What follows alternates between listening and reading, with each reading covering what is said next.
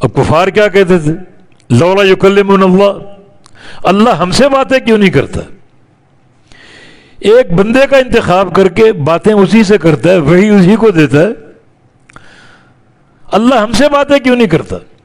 اور یہ بات بعض اوقات نبی علیہ السلام سے حقارت کے انداز میں کرتے، ہم مالدار لوگ، ہم عہدوں والے لوگ، ہماری شہرت، ہمارا ایک مقام، اور یہ بندہ جو یتیم بھی ہے اور دنیا کی مال دولت سے محروم ہے، تو اللہ نے اسی کا انتخاب کیا، اللہ ہم سے باتیں کیوں نہیں کرتا؟ موسیٰ علیہ السلام کی قوم نے بھی کہا ارنا اللہ جہرا، کہ اللہ کو ہمارے سامنے لا کر بٹھاؤ، ہم اللہ کو دیکھیں، دیکھ کر ایمان لے آئیں گے۔ اور یہ مطالبہ کفار قریش کا کہ اللہ ہم سے باتیں کیوں نہیں کرتا؟ او ترقی فی السماء، یا کم از کم ہمارے سامنے آسمان کی طرف چڑھ کر جاؤ، جب واپس آؤ تو آپ کے ہاتھ میں کتاب ہو، تب ہم مانیں گے کہ یہ رب تعالیٰ کی کتاب ہے۔ تو اللہ تعالیٰ فرما رہا ہے تم سے باتیں کیسے کروں؟ اس قابل ہو تم؟ میں اپنے رسولوں سے بھی 3 صورتوں میں بات کرتا ہوں، وما کان لبشر ان یکلمہ اللہ، اور کسی بشر کے لائق نہیں کہ اللہ اس سے بات کرے، اللہ اس سے بات کرے، یہ کسی بشر کے لائق ہی نہیں۔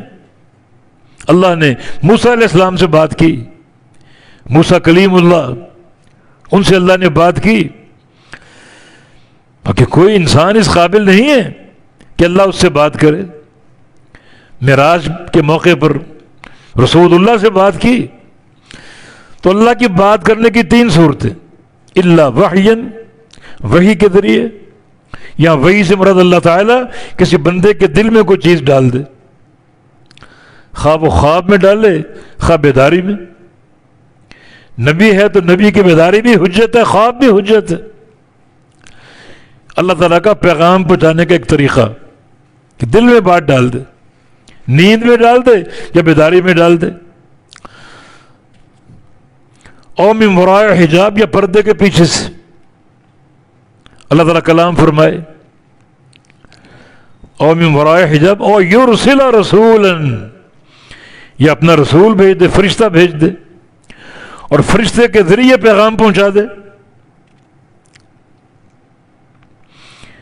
یہ 3 صورتیں رب تعالیٰ کے کلام کی۔ حجاب تو اس کا ہمیشہ سے قائم ہے، جیسا کہ حدیث میں آتا ہے حجابہ النور، نور اس کا حجاب اور اس کا پردہ۔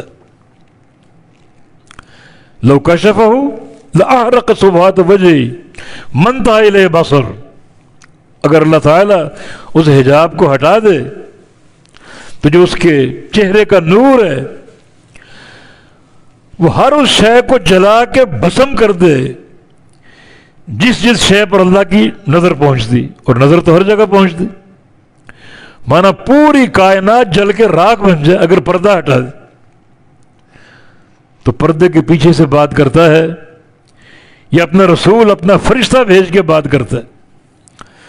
فیوحی بإذنہ ما یشاء، پس وہی کرتا اپنے اذن سے جو وہ چاہتا ہے، یہ اس کا اختیار، جب چاہے اور جس کو چاہے اپنی وحی کے لیے منتخب کر لے۔